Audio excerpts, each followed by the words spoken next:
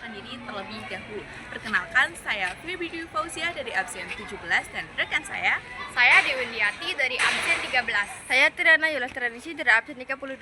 Dan saya Nausa Aurelita dari absen 25. Yuk saksikan podcast kami. Halo semua, kembali lagi di podcast Sensasi Senang Sejarah Indonesia dan Dunia. Saya Nausa Aurelita sebagai host dan dua narasumber.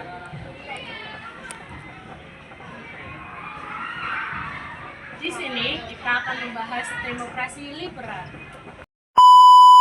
Oke, pertama-tama apa sih yang dimaksud dengan demokrasi liberal? Jadi, demokrasi liberal adalah sistem pemerintahan yang ditetapkan di Indonesia pada tahun 1950 sampai 1959, di mana sistem pemerintahan ini berpegang pada kebebasan rakyat dan kedaulatan rakyat yang berada di tangan parlemen. Sistem ini disebut dengan sistem demokrasi parlementer karena pemerintah dipimpin oleh Perdana Menteri, sedangkan Presiden dipimpin oleh Kepala Negara. Oke, lalu bagaimana sih kondisi politik pada saat itu? Kondisi politik pada saat itu bisa dibilang rancu ya, karena pada saat itu masyarakat itu punya kebebasan untuk berpendapat. Selain itu juga sempat terjadi pergantian kabinet sebanyak 7 kali, di mana kabinet-kabinet saat itu mempunyai tugas yang belum dijalankan penuh selama kurang lebih dari 2 tahun. Nah, terus kenapa sih demokrasi liberal itu bisa berakhir?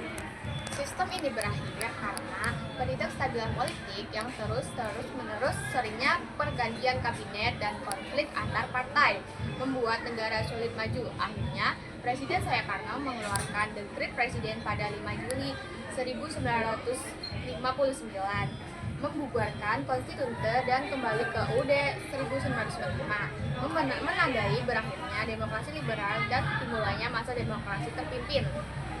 Oke, isi dekret itu apa sih?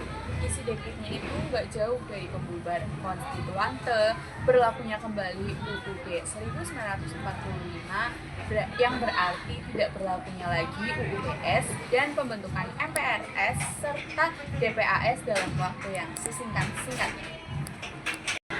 Nah, kira-kira pelajaran apa sih yang bisa kita ambil dari demokrasi liberal?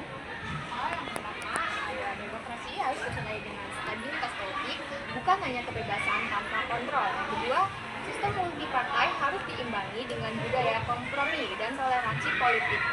Selanjutnya, persatuan bangsa juga harus lebih diutamakan daripada kepentingan kelompok ataupun kepentingan partai. Dan yang terakhir adalah pemerintah yang stabil sangat penting agar pembangunan cepat dan dapat berjalan. Oke, terima kasih telah datang di podcast Sensasi kali ini. Semoga kita bertemu di podcast selanjutnya. Bye-bye!